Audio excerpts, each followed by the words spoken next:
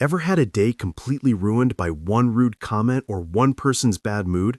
What if I told you that feeling of anger or frustration only lasts for exactly 90 seconds unless you choose to keep it alive? Here's the truth. Your emotions are a choice. You can learn to be the kind of person who never gets rattled, no matter what happens.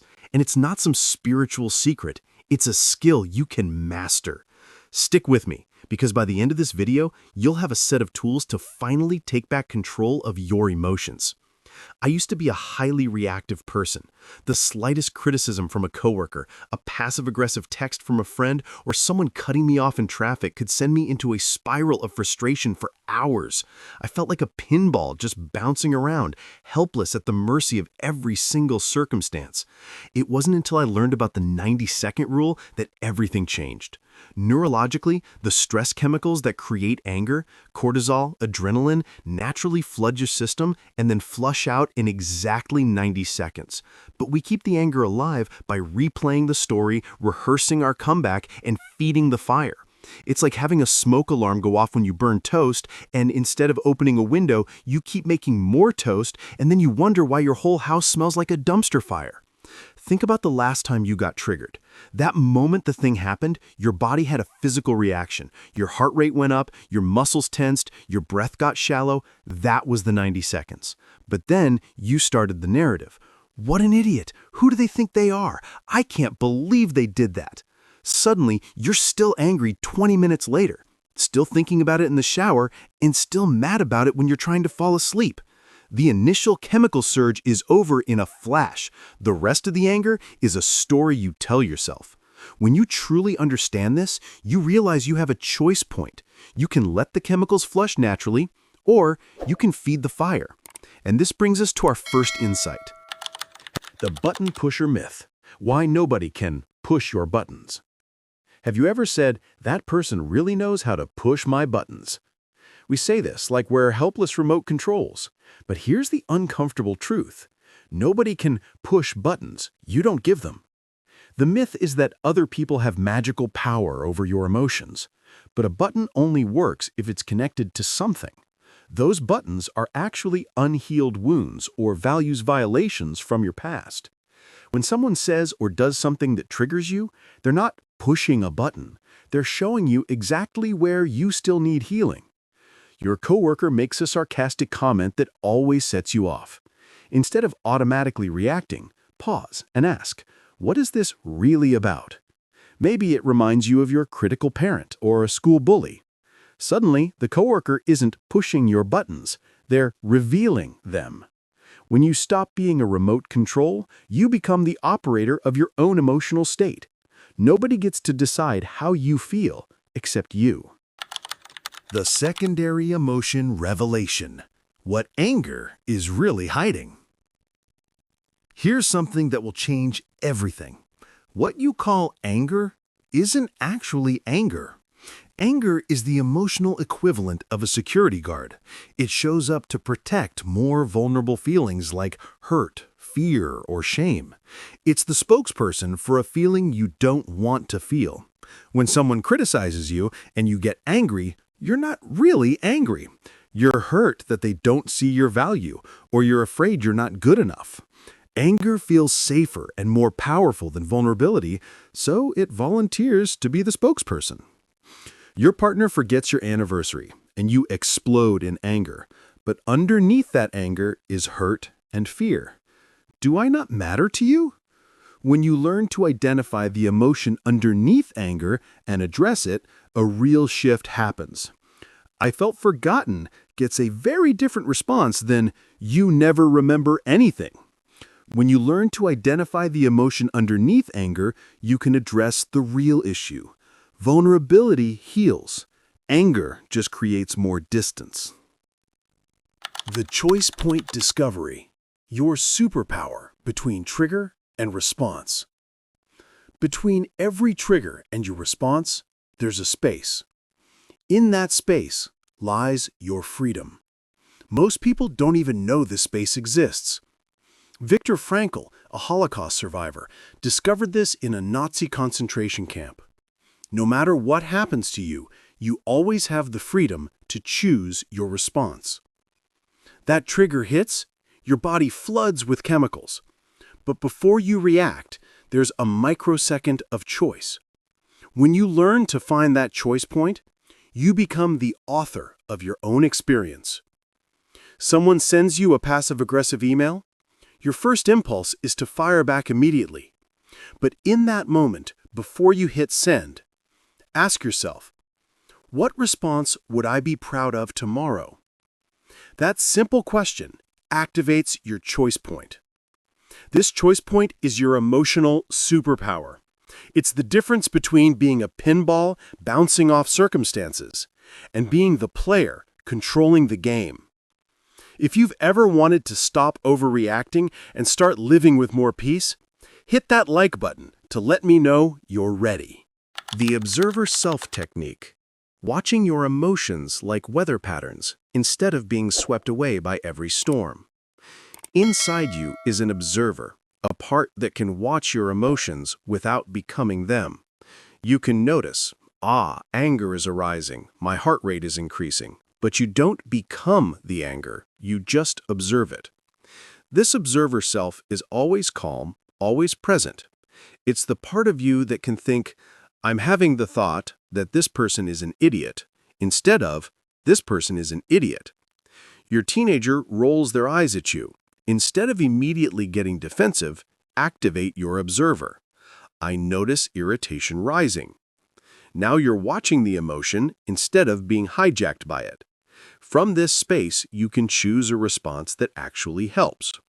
The observer self gives you emotional immunity. You can experience any emotion without being controlled by it. The Reframe Revolution. Difficult people as emotional trainers. What if difficult people aren't obstacles in your path, but personal trainers for your emotional fitness? This perspective shift will change how you see every challenging person.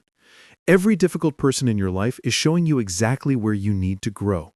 That critical boss, they're training your resilience muscle.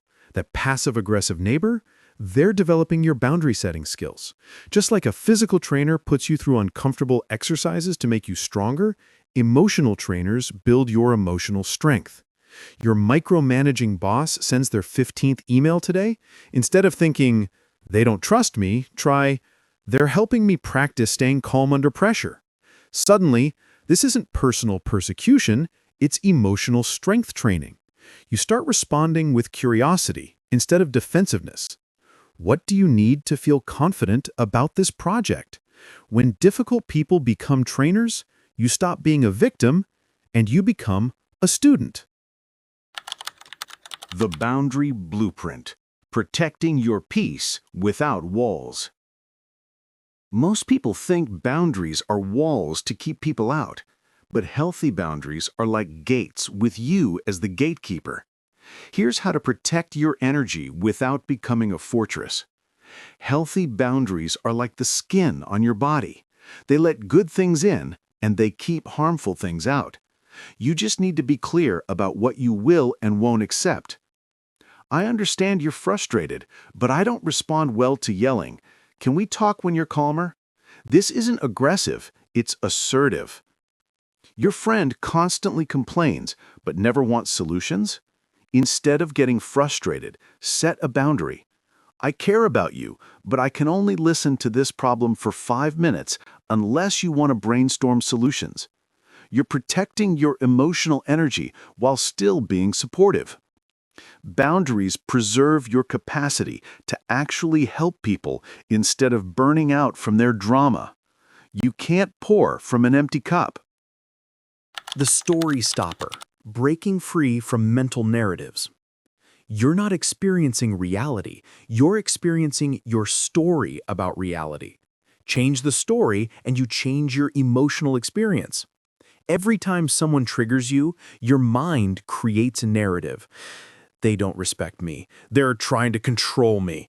But these are interpretations, not facts. What if their sharp tone means they're stressed, not that they dislike you? The story you tell yourself determines your emotional experience. Your boss gives you feedback in a curt email. Story number 1, they hate my work and want to fire me. Result, anxiety and defensiveness. Story number 2, they're busy and want to help me improve quickly. Result, curiosity and gratitude. Same email, different story, completely different emotional experience. When you become conscious of your stories, you stop being a victim of your interpretations. You become the conscious creator of your experience. The compassionate distance. Caring without carrying. You can care about someone without carrying their emotions. You can love someone without living their drama. Here's how to find that balance.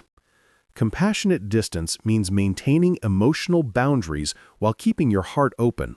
You can witness someone's pain without absorbing it. I see that you're struggling, and I care about you.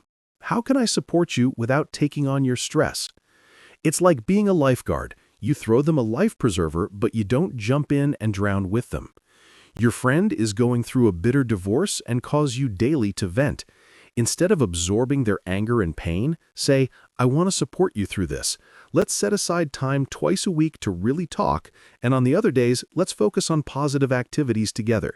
You're being supportive without being consumed. Compassionate distance preserves your ability to actually be helpful long-term. Burned-out helpers help no one. Your Emotional Regulation Toolkit. Knowledge without practice is just entertainment. Here's how to turn these insights into your new automatic responses.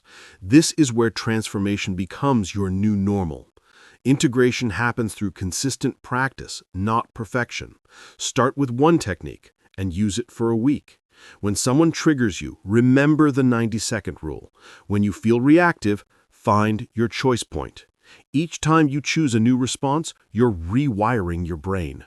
For the next week, pick just one technique, maybe the observer self. Every time you feel triggered, just say to yourself, I notice emotion arising. That's it. By week 2, this will start becoming automatic. Small, consistent changes create massive transformations over time. The person who never gets bothered by anyone isn't born different. They've just practiced these skills until they became automatic. You can too. Everyone admires people with emotional mastery. Now, you have the roadmap to become one of them.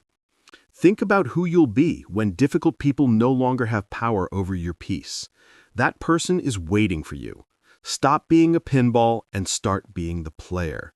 And if you're ready to start this journey, I've put together a free resource just for you. It's called the Emotional Regulation Toolkit, and it includes a checklist of these techniques and a simple trigger journal to help you map your emotional landmines. The link is in the description below. Go grab it. Start practicing and take back control of your emotions. If you found this video helpful, hit that subscribe button to join our community and share it with someone who needs to hear this today.